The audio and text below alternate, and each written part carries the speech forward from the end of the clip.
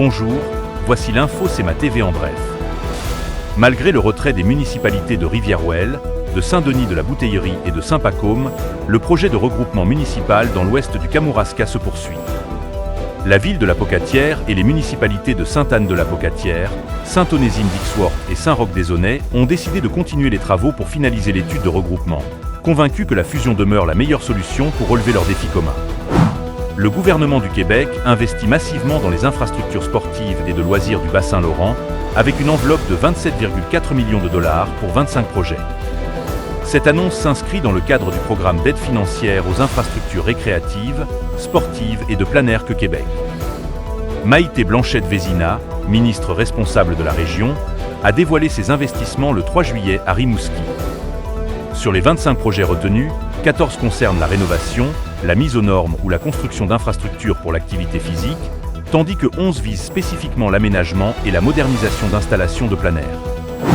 Alors que le gouvernement du Québec a annoncé l'octroi de plus de 27 millions de dollars pour soutenir 39 projets d'infrastructures récréatives, sportives et de plein air en Chaudière-Appalaches, la ville de Lévis se retrouve une fois de plus écartée des subventions.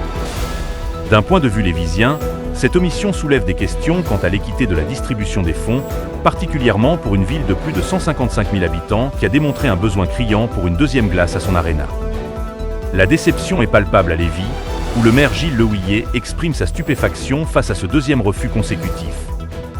Des agents de sécurité ont débuté l'éviction des manifestants pro-palestiniens sur les terrains de l'université McGill tôt ce matin, après que la direction de l'institution eut procédé à la distribution d'avis d'éviction aux occupants sans droit des lieux depuis la fin avril.